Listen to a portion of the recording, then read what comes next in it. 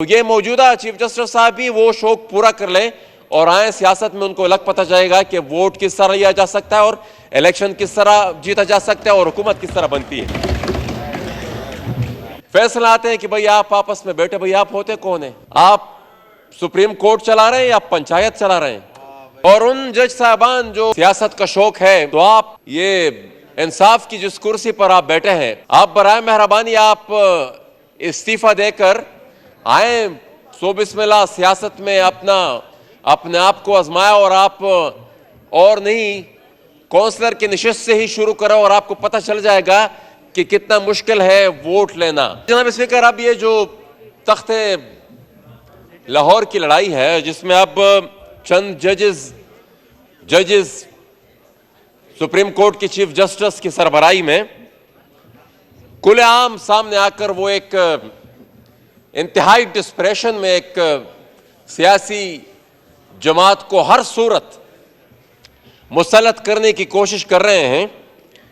और पहले उनको पंजाब की हुकूमत आइन को सिरे से लिखकर उनको उन प्लेट में रखकर उनको उनके हवाले कर दी, और फिर उसके बाद ये जो ड्रामा चल रहा है और आए दिन जिस तरीके से बड़ी हरदर्मी के साथ वो एक मुंसिफ की तरह नहीं बल्कि एक पॉलिटिकल वर्कर की तरह, एक सियासी जमात के कारकुन की तरह वो बड़ा ब्लंटली एक सियासी जमात को सपोर्ट कर रहे हैं। तो जनाब स्पीकर, मसला ये है, हमें भी थोड़ा अपना सोचना होगा कि अगर हम उस वक्त खड़े हो जाते जब तक उन्होंने आइन को सिरे से रीराइट कर दिया था, तो शायद आज जिस माहौल, जिस पोजीशन पर हम खड़े, बात नौबत इस वक्त तक ना पहुंचती।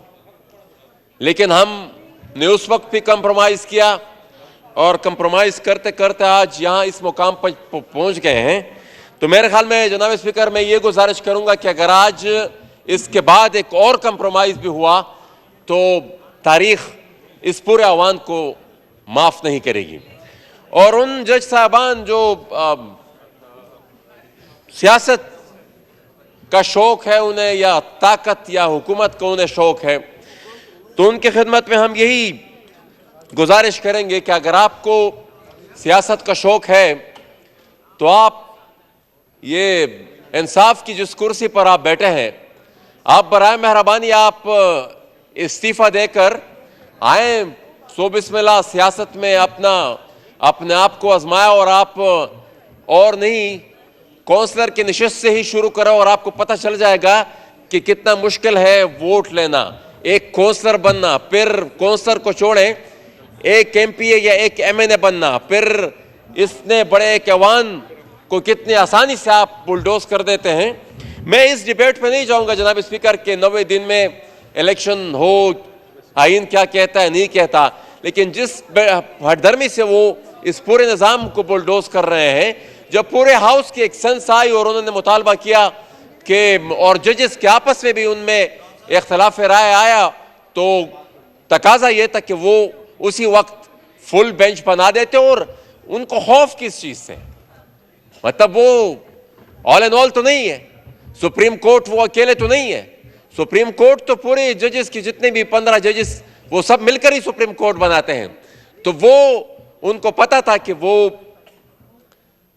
फैसला कुछ और होगा, या फैसला जो भी हो वो क्यों वन मैन शो उन्होंने बनाया हुआ है सुप्रीम कोर्ट को। तो ये कुल आम मतलब वो वायलेशन कर रहे हैं, इसका हमें इसकी रोकथाम करनी होगी। और मैं आई एग्री कि जिस तरीके से यहां पर प्रिविलेज मोशन की बात हुई, तो बिल्कुल प्रिविलेज मोशन, क्योंकि उन्होंने तौहीन अदालत, तौहीन पार्लियामेंट की है, और जिस तरीके से वो स्टेटमेंट्स इशू कर रहे हैं, उनको पता ही नहीं है कि मिसाल पार्लियामेंट बनती कि इंतखाब होता कैसा है, और फिर एक वजीर आजम वो कितने करोड़ों वोट के साथ वो फिर इस मनसब पे फाइज होते हैं। उनको बहुत ही शौक है। तो उनके जो सीनियर है यहाँ पर, उनसे यहाँ पर एक और भी चीफ जस्टिस थे, उनको भी सो मोटोस का बहुत ज्यादा शौक था। पूरी एक पैरेलल गवर्नमेंट वो सो मोटो नोटिस के जरिए चलाते थे। बाद में पर उनको वही शौक रिटायरमेंट के बाद भी रहा, और उनने फिर सियासी पार्टी भी बनाई, और उस सियासी पार्टी के प्लेटफॉर्म से मेरे इल्म में तो नहीं कि उन्होंने कोई किसी काउंसलर की सीट पे अभी तक जीती हो, तो ये मौजूदा चीफ जस्टिस साहब भी वो शौक पूरा कर लें और आए सियासत में। उनको अलग पता जाएगा कि वोट किस तरह लिया जा सकता है और इलेक्शन किस तरह जीता जा सकता है और हुकूमत किस तरह बनती है। फिर एक फैसला आते हैं कि भाई आप आपस में बैठे, भाई आप होते कौन है? आप सुप्रीम कोर्ट चला रहे हैं या पंचायत चला रहे हैं? जो आप लोगों को कह रहे हैं कि भाई आपस में बैठकर आप फैसला कर लें। आप किताब में जो लिखा है आपको उसी के मुताबिक चलना होगा।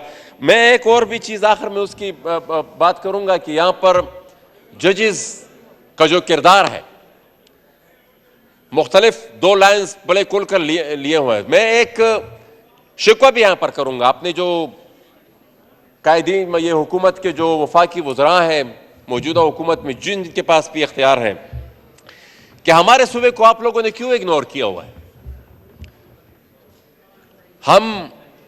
मैं बड़े इफ्तिखार के साथ आज ये बात कहना चाहता हूं कि मिसाल जो हमारे सूबे से एलिवेट में, मैं किसी सूबे पर तनकीद नहीं करना चाहता क्या उस पर, लेकिन ये बात रिकॉर्ड पे जरूर रखना चाहता हूं कि हमारे सूबे से जो एलिवेशन हुई और सुप्रीम कोर्ट में जो जजेस यहां पर बैठे हुए हैं, उन्होंने जितना इस आइन की इलाज रखी है और अपने इदारे की इलाज रखी है, वो भी सब कुछ रिकॉर्ड पे रखे हुए हैं, रिकॉर्ड पे है।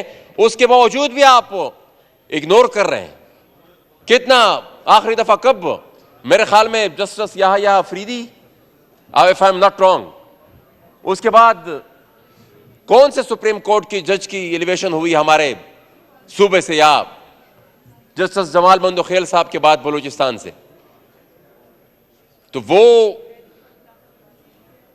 इसी हुकूमत में चंद जजेस को हाई कोर्ट से यहां पर एलिवेट भी किया गया था, उसमें हमें बिल्कुल इग्नोर कर दिया गया था हमारे दोनों सूबों को, और उसका नतीजा फिर आपके सामने है। तो ये बतौर पख्तूनख्वा से एक रुकन कौमी असम्बली, ये भी हमारा गिला, और मैं इसको रिकॉर्ड पे रखना चाहता हूं, और ये भी हमारा मुतालबा होगा कि जो अगर कोई लॉ मिनिस्टर साहब मुझे करेक्ट करेंगे कि एक आध कमी शायद अभी भी है, तो उस पर हमारे सूबे का हक बनता है। खाली है तो हमारे सूबे को उस पर हक बनता है जनाब स्पीकर। या हमें इग्नोर किया जा रहा है बार बार, हमारी हाई कोर्ट को, पेशावर हाई कोर्ट को इग्नोर किया जा रहा है, तो उस पर हमारा हक बनता है। और मैं इंशाल्लाह ये भी यकीन दहानी कराता हूं जनाब स्पीकर पूरे इस ऐवान को कि वो मायूस नहीं करेगी, अपने इदारे का भी वो लाज रखेगी, कानून का भी और आइन का भी, इंशाल्लाह ये मेरा दावा है। तो जनाब स्पीकर, आखिर में मैं यही कहूंगा कि जो प्रिविलेज मोशंस यहां से प्रिविलेज कमेटी को, मेरे ख्याल में अगर आप पार्लियामेंट को ही committee of the whole declare करके वो यहां पर ही उनको कॉल करो और वो जो पार्लियामेंट की तौहीन की है उसकी पूछ गुछ हो, तो मेरे ख्याल में वो फिर मुनासिब रहेगा। बहुत शुक्रिया। Thank you. ईवान की कार्रवाई बरोज जुमेरात 27 अप्रैल 2023 दिन 3 बजे तक मुलतवी की जाती है।